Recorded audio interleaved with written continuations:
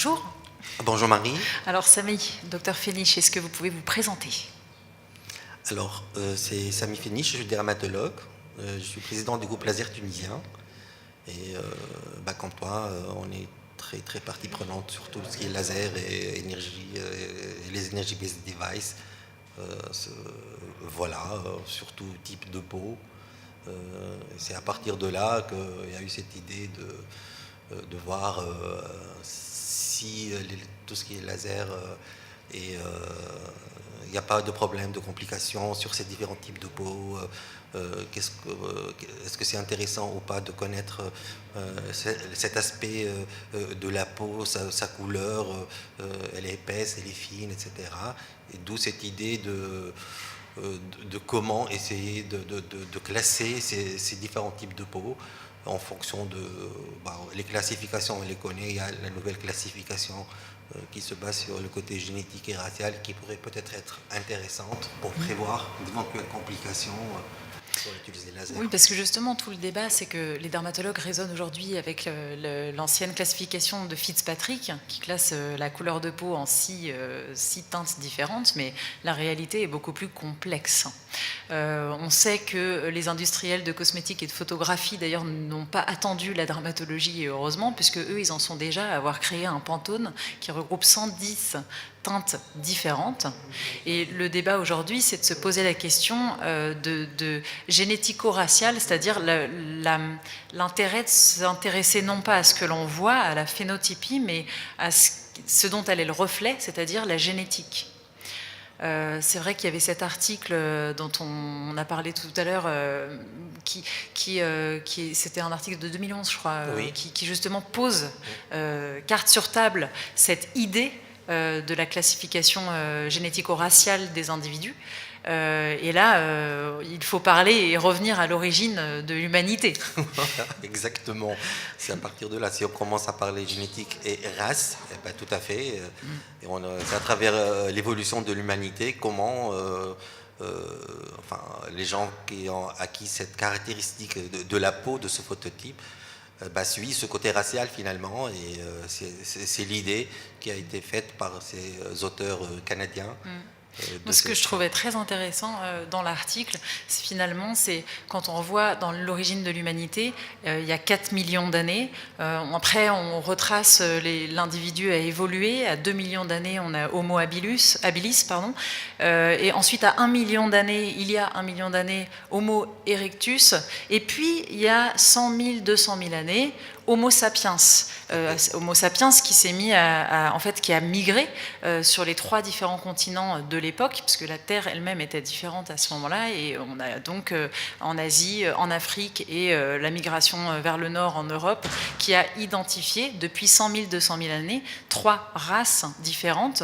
Et donc l'idée, c'est quand même de se rendre compte aussi, sur le plan historique, que pendant des millions d'années, la race humaine a partagé le même patrimoine génétique, et que finalement, ça fait seulement 100, 200 000 ans que les différences génétiques qui expliquent les différences raciales et phénotypiques, donc les traits du visage et la couleur de la peau, sont apparus. Donc en fait, c'est anecdotique, et en réalité, sur le plan historique et sur le plan à l'échelle de l'humanité, pendant des millions d'années, nous avons le même patrimoine génétique. Il s'agit seulement de parler de quelques petites mutations, quelques millions de mutations qui ont eu lieu seulement là, récemment, depuis 100 000, 200 000 années finalement. En fait, ce qui s'est passé, c'est que la nature a fait que la peau, l'humain, la nature a entraîné l'homme à s'est réadapté progressivement à son environnement. Selon Darwin.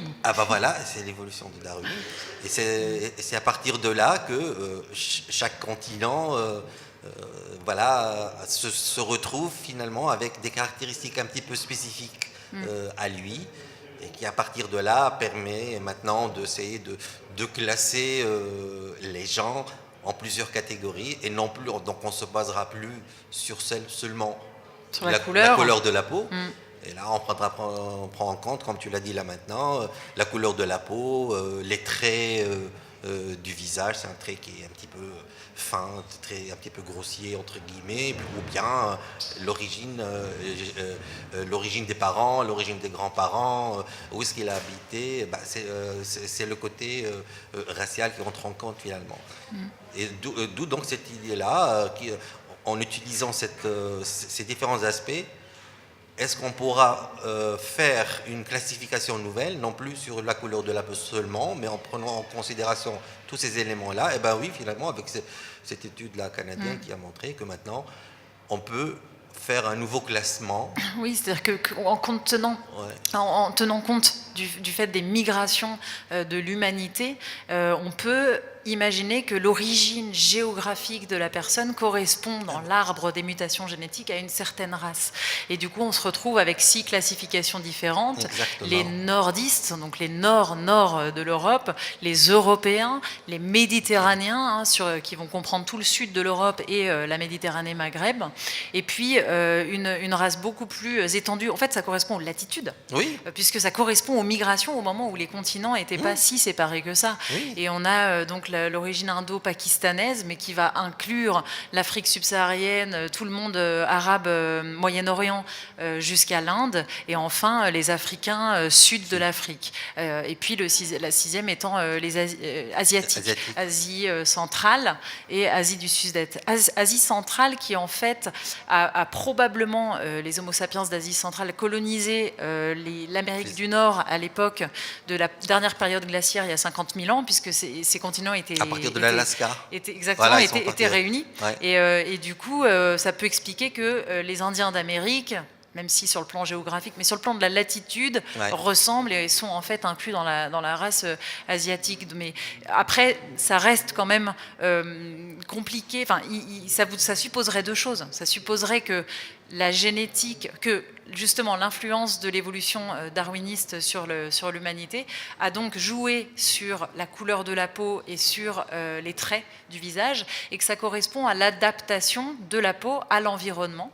Et ça supposerait que cette adaptation génétique et cette modification phénotypique serait associée à une certaine réaction aux événements donc extérieurs, dont le laser, les peelings, etc. Ce qui n'est pas toujours forcément le cas, mais c'est vrai qu'on peut imaginer, par exemple, chez un nordiste très blanc, il va rougir facilement au soleil, et effectivement, il va avoir peut-être un érythème prolongé après le laser, et à l'inverse, l'indo-pakistanais va avoir moins d'érythème, mais plus pigmenté, avoir des mélanocytes plus réactifs. Donc finalement, bon, voilà, je pense que avoir clarifié la classification, c'est un peu jeter un pavé dans la mare, de se dire, il est temps qu'on parle d'autre chose que Fitzpatrick, et il est temps évidemment qu'on mette en exergue que la couleur de la peau, puisque finalement dans Fitzpatrick, ce qui est quand même très inconfortable, c'est qu'on a beaucoup cette idée que plus on est blanc, plus le laser est sûr et sécure, et plus la peau est mate et foncée, plus il faut faire attention.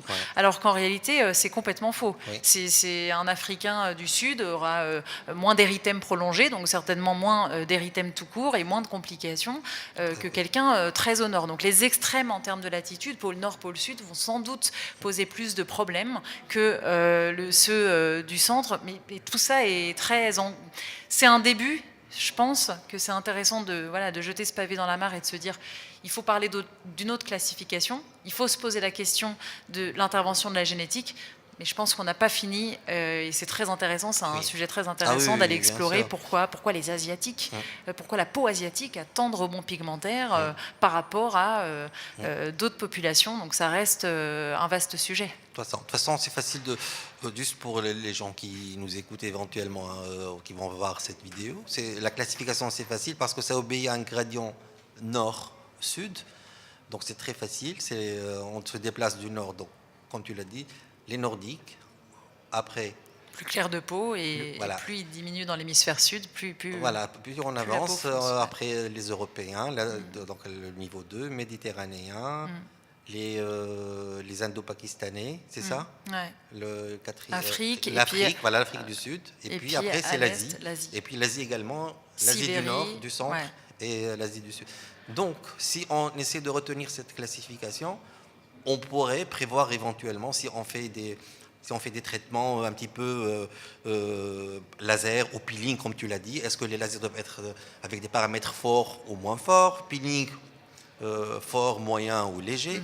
Donc plus on est dans le nord, plus on a plus, il y a peut-être, je dirais, on peut aller un petit peu plus fort, il y a moins de risques par rapport au gradient sud. Donc, c'est-à-dire moins de troubles pigmentaires. Plus on va vers le sud, là, on a beaucoup plus de risques de troubles de la pigmentation. Et Voilà, en plus, donc, il y a l'exposition solaire qui voilà, entre en bien jeu sûr. aussi. Donc, Eh ben, bien, oui, il y bien a sûr. l'origine géographique et il y a Oui. aussi où l'on se trouve Oui. pour faire Ouais. le laser. Donc, je ne sais pas, est-ce que toi, en tant que Tunisien et dermatologue tunisien, tu prends des précautions particulières si, par exemple, tu étais à ma place dermatologue à Paris? C'est-à-dire maintenant, comme on le voit, il faut voir la couleur de la peau, le phototype, d'accord. Donc, a priori, c'est facile. On dit, bah, soit tu es africain, c'est clair, soit tu es européen, soit tu es asiatique. Donc là, c'est clair. Et puis là, on se retrouve dans les différents gradients de protection. Dès qu'on est dans les Méditerranéens, dans l'Indo-Pakistanais ou les Européens là, du Sud, là, peut-être, oui, faire un petit peu plus attention, donc travailler un peu moins fort, avec des paramètres, comme je l'ai dit, moins forts. Dans la protection, la grande photoprotection, c'est très important également. Essayer de faire des petits trucs qui permettent d'éviter de rebonds pigmentaires, genre juste après les actes, on pourra faire de la corticothérapie locale pendant 1-2 jours, etc. Ne pas faire de peeling à très forte concentration. Donc, concernant des précautions particulières, je dirais pas quelque chose de très... moi, je dirais tout le monde fait ses précautions, tout le monde y participe finalement. Donc, c'est les extrêmes, peut-être les nordiques, il faut faire très attention.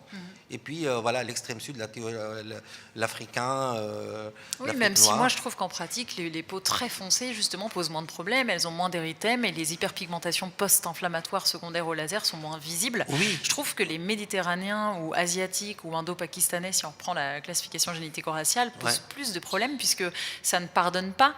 L'hyperpigmentation, elle se voit. Et en même temps, il faut toujours nuancer ce qu'on dit, c'est-à-dire qu'au sein même de chaque package racial qui a été ainsi énoncé selon les latitudes, il y a un gradient. Au sein même de ce gradient européen, il y a l'européen du nord et l'européen du sud. Au sein même du gradient méditerranéen, aussi entre le nord de la Tunisie et le sud de la Tunisie, on peut voir des différences phénotypiques.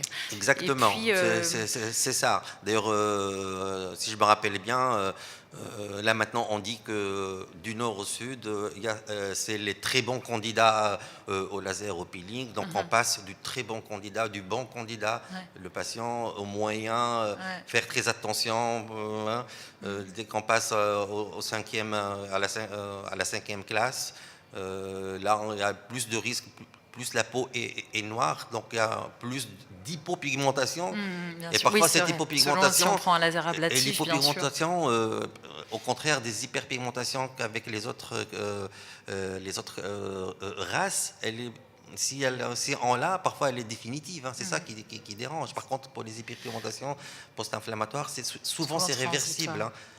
Et puis pour conclure sur cette classification génético-raciale, il est intéressant de voir donc cette accélération immense, puisque pendant des millions d'années, un patrimoine génétique commun, pendant quelques centaines de milliers d'années, un patrimoine génétique qui a explosé et qui s'est adapté à l'environnement.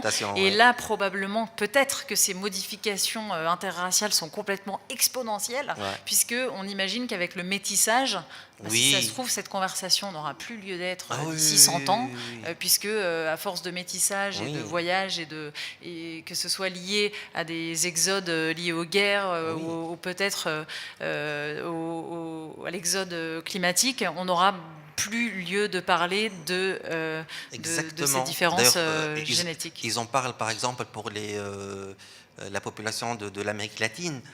Parfois, c'est pas toujours évident, on les classe dans quelle catégorie, parce qu'il y a, c'est des métis, des Africains qui venus d'Afrique au moment de voilà, l'esclavage, et qui puis avec les autres ce qui qu'on étaient appelle les mulâtres. Voilà, et les autochtones, donc c'est un petit peu mixte, et parfois tu ne sais plus comment les classer, donc il faut prendre en considération, d'abord toujours le côté, le phototype, la peau, les traits, mais si on n'a pas, s'il y a un problème, il faut poser la question, l'origine des parents, des grands-parents, pour essayer enfin de trouver une classification adaptée. Donc parfois c'est facile, mais souvent parfois c'est pas toujours évident. Donc à l'œil du dermatologue ne Voilà. peut pas se substituer l'interrogatoire et, Voilà, et tout à fait. évidemment de poser des questions un petit peu sur l'origine du patient. Voilà. Merci voilà. en tout cas, Merci Marie. Dr Féniche. Merci. Allez.